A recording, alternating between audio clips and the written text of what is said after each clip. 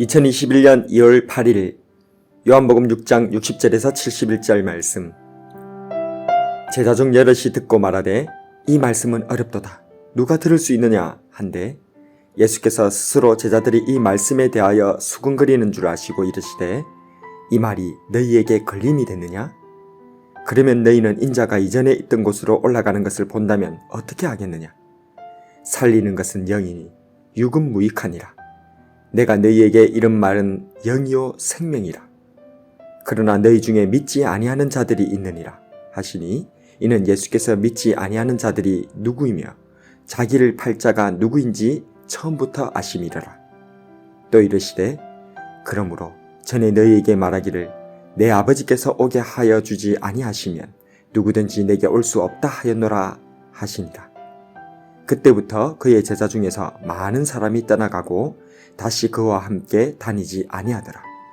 예수께서 12 제자에게 이르시되 너희도 가려느냐? 시몬 베드로가 대답하되 주여 영생의 말씀이 주께 있사오니 우리가 누구에게로 가오리이까? 우리가 주는 하나님의 거룩하신 자이신 줄 믿고 알았사옵나이다. 예수께서 대답하시되 내가 너희 12를 택하지 아니하였느냐? 그러나 너희 중에 한 사람은 마귀니라 하시니 이 말씀은 가롯 시몬의 아들 유다를 가리키심이라. 그는 12 중에 하나로 예수를 팔자더라.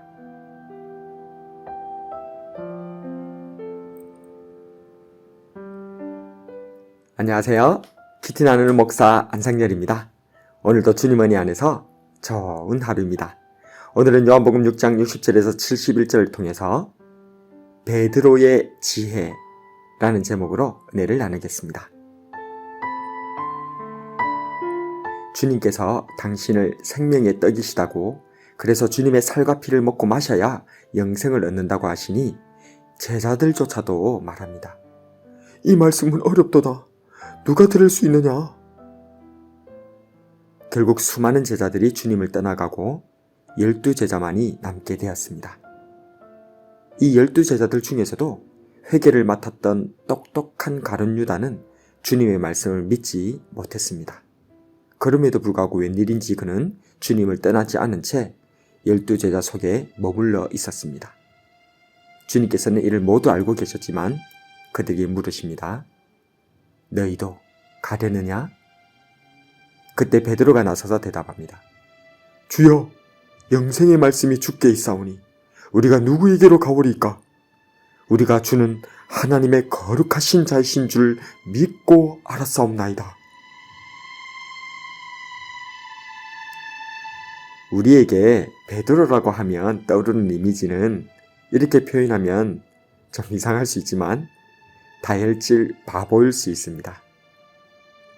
어떤 상황에서든 일단 먼저 나서고 저지르고 보는 사람, 그래서 어떨 땐 큰 칭찬을 받다가도 또 다를 땐 주님으로부터 심한 책망을 받기도 하는 사람, 그 사람이 베드로이지 않습니까? 종종 주님의 뜻을 단편적으로 이해하거나 이해도가 부족해서 오해하는 장면을 연출하곤 하였습니다.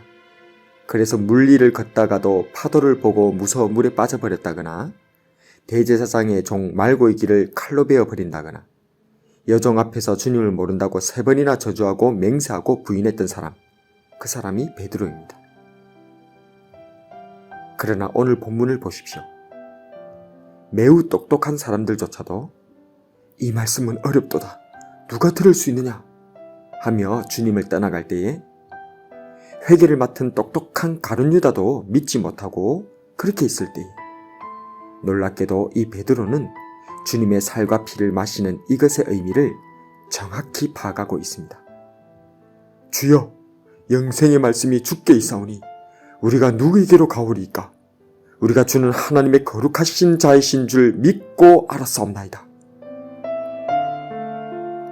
주님의 살과 피를 먹고 영생한다는 이 말씀이 진짜 식인종처럼 주님의 살과 피를 먹고 마신다는 말이 아니라 주님의 말씀을 듣고 믿는다는 것임을 베드로는 깨달았던 것입니다. 성령님은 지혜의 영이십니다. 주님의 말씀은 성령님께서 임하실 때에 깨닫게 되는 줄로 믿습니다. 에베소서 1장 17절에 우리 주 예수 그리스도의 하나님 영광의 아버지께서 지혜와 계시의 영을 너희에게 주사 하나님을 알게 하시고. 가룟 유다와 같은 똑똑한 사람은 말씀을 깨닫지 못하고 도리어 베드로 같은 사람이 깨달아 믿었습니다. 이를 고린도전서 1장 27절에서는 이렇게 말씀하십니다. 그러나 하나님께서 세상에 미련한 것들을 택하사 지혜 있는 자들을 부끄럽게 하려 하시고 세상에 약한 것들을 택하사 강한 것들을 부끄럽게 하려 하시며. 예수님은 돌을 빛나는 돌로 바꾸시는 분이십니다. 가치 없는 돌 같은 우리를 빛나는 돌인 보석으로 바꾸시는 분인 줄로 믿습니다. 미련한 베드로를 지혜롭게 하시는 성령님께서 우리도 우리의 자녀들도 지혜롭게 만드실 줄로 믿습니다.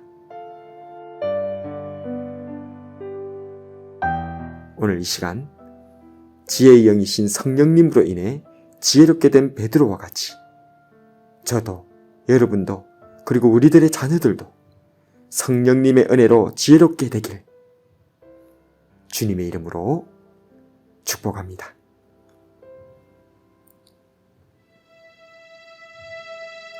오늘의 묵상과 기도. 첫 번째로, 나는 영생의 말씀이 주님께 있음을 진실로 믿고 있는가?